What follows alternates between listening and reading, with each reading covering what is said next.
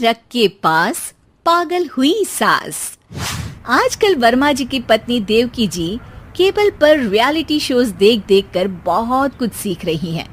जैसे आज तो वो सुबह सुबह बेसुरे आलाप ले रही हैं।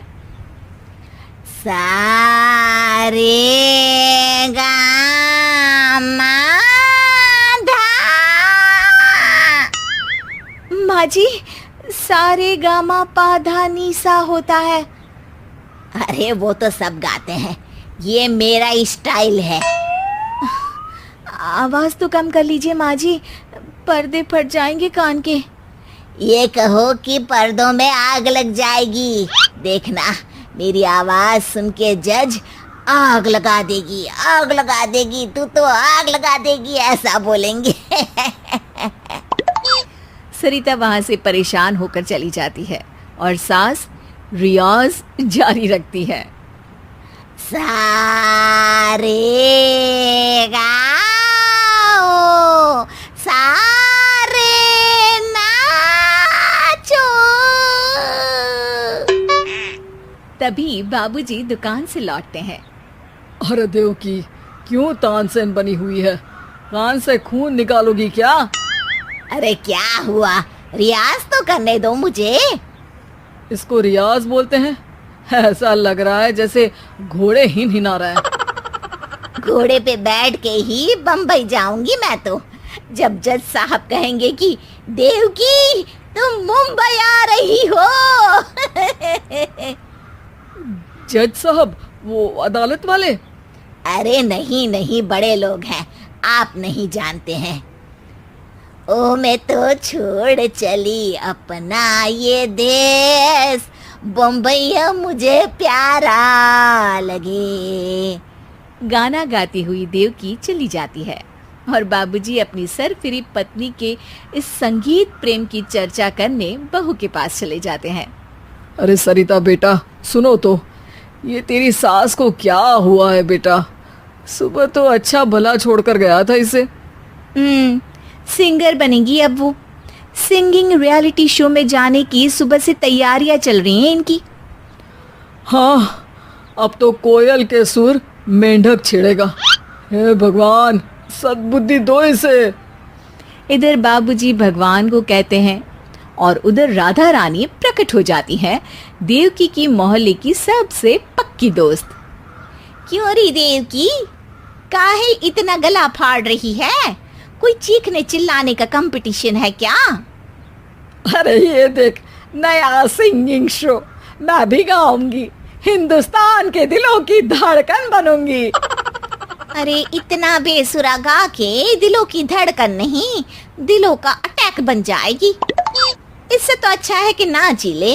वैसे भी दिन भर मोहल्ले में नाचती तो रहती है तू, कभी इसके घर कभी उसके घर।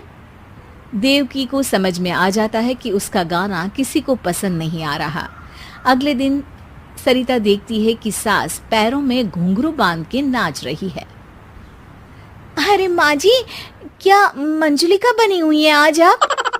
अरे नाचने दे बहू, जब तक है जान जाने जहां मैं नाचूंगी।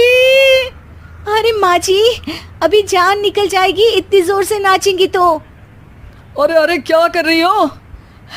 अरे दिख नहीं रहा, डांस कर रही हूँ। अरे जैसी तुम्हारी हरकत है, तुमको तो नागिन डांस करना चाहिए। वो भी करूंगी, भांगड़ा भी करूंगी। देखना, जज मुझे देख के स्टैंडिंग ओवेशन देंगे। हाँ, स्टैंडिंग ओवेशन तो देंगे ही, ताकि खड़े होकर वहां से भाग सके तुम्हारा डांस देखकर। अरे कुछ ढंग की चीज करो, ये रोज क्या नया शुरू कर देती हो? सास को लगता है कि उसका डांस का सीन भी बिगड़ गया। अब वो टीवी देख के कोई और कलाकारी ढूंढने लगती है। तभी उसे टीवी पर खतरों के खतरनाक खिलाड़ी शो दिखता है, जिसमें लोग अलग अलग स्टंट करते हैं। बस देवकी को नया काम मिल जाता है। अगले दिन सुबह देवकी डंबल लेकर कसरत करने लगती है। माँ जी, ये क्या कर रहे हैं आप? अरे खली जैसे बनकर खलबली मचा दूंगी। कल मैंने खतरों के खतरनाक खिलाड़ी देखा और सोच लिया कि मुझे वही जाना है। हाँ बस। तभी वहाँ बाबूजी भी आ जाते हैं। अरे इतना भारी डंबल, अरे गिर मत जाना कहीं लेकर। अरे चुप करो, तुमसे कुछ नहीं होता इसका मतलब ऐसा नहीं कि मुझसे भी कुछ नहीं होगा। मैं तो खतरों के खतरनाक खिलाड़ी में जाने वाली हूँ। हाँ, मैं तो इस शो में तभी गया था जब तुमसे शादी हुई थी। तुमसे शादी करना भी खतरों के खतरनाक खिलाड़ी में जाने से कम थोड़ी ना है। अब चुप भी रहिए। अरे बहू, वो भारी वाला डंबल उठा कर ला तो। अरे ना माँ जी, आप संभाल नहीं पाओगी। अरे मैंने टीवी में देखा था, एक आदमी कार उठा लेता है, इतना तो मैं उठा ही सकती हूँ ना। बहू घबराते हुए भारी वाले डंबल माँ के हाथ में दे देती है। जैसे ही माँ दोनों हाथ ऊपर करती है, पूरे शरीर का बैलेंस बिगड़ जाता है और वो पीछे की तरफ गिर जाती है। डंबल जाकर टीवी में लगता है और टीवी फूट जाती है। माँ जी, उठिए माँ जी। बाबूजी बहुत तेज हंसने लगते हैं।